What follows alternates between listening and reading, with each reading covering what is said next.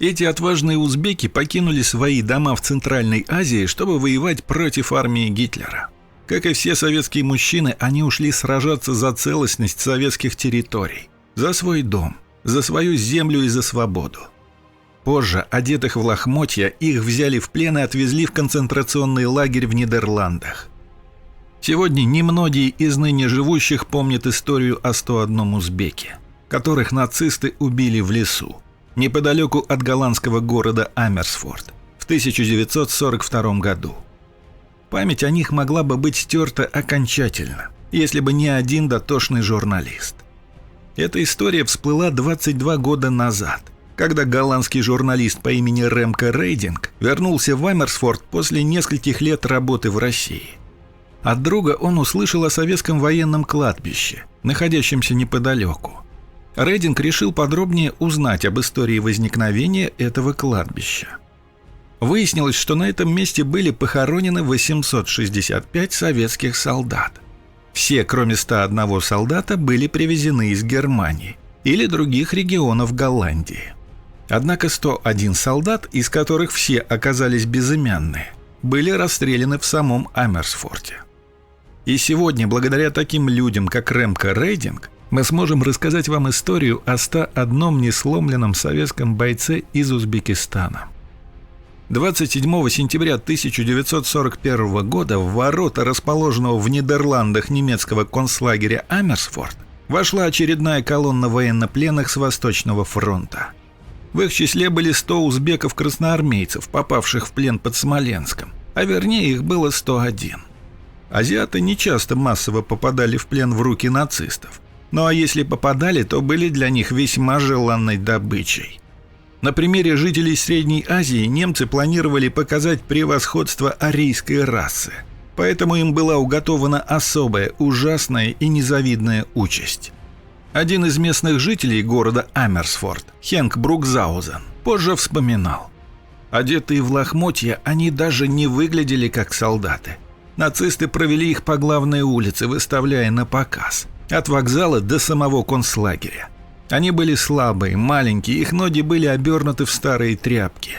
Некоторые из них еле-еле держались на ногах, и их поддерживали идущие рядом товарищи.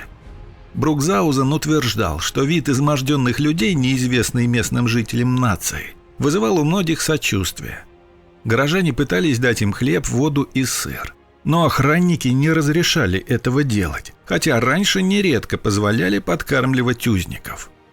Один из заключенных Амерсфорда по имени Алекс де Лео рассказал, что пленных узбеков специально не разрешали поддерживать, чтобы быстрее сломить их и довести до самого жалкого состояния. Издевательства над солдатами из этой группы не прекращались ни на минуту. Им не разрешали жить в бараках, и они всю осень жили под открытым небом. Узбекам выдавали лишь половину и без того скудного лагерного пайка и постоянно избивали.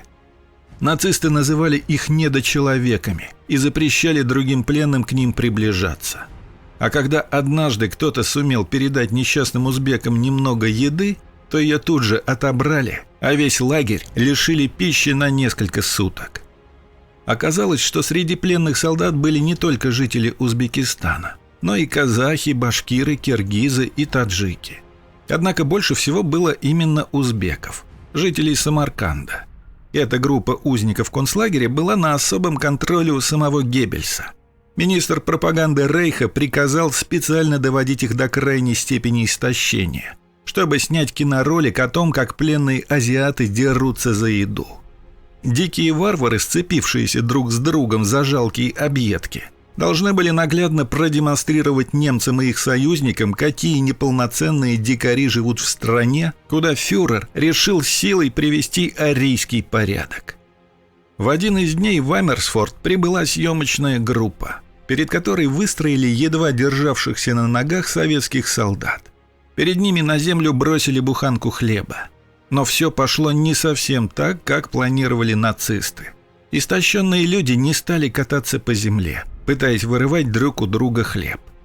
Узбеки чтили традиции своего народа даже в далекой стране перед лицом смерти. Самый младший из пленных поднял хлеб с земли, а его товарищи сели в большой круг. После этого буханку передали самому старшему, который отщипывал от нее по кусочку и передавал другим. Так по цепочке свою крошечную порцию получил каждый в кругу. Отвратительное шоу, заказанное в Берлине, не состоялось, и съемочная группа с досадой покинула концлагерь. Для пленных ребят из азиатских республик настали еще более тяжелые времена, так как администрация лагеря вымещала на них всю злобу за сорванную акцию. Ремко Рейдинг узнал, что однажды охрана забила насмерть двоих узбеков за то, что они собирали и ели возле кухни картофельную шелуху, предназначенную для корма свиней. Главный врач концлагеря, голландец Николас ван Ньювенхаузен, приказал остальным пленным отрубить головы погибшим и варить их до тех пор, пока от них не отстанут мышцы и кожа. После этого 2 черепа красноармейцев стали украшать рабочий стол врача-нелюдя. До весны 1942 года из 101 узбека дожили только 77 человек. В марте их вывезли в лес, расположенный неподалеку от лагеря, и расстреляли. Рейдинг выяснил, что во время казни узбеки держались за руки и смело смотрели в глаза своим палачам.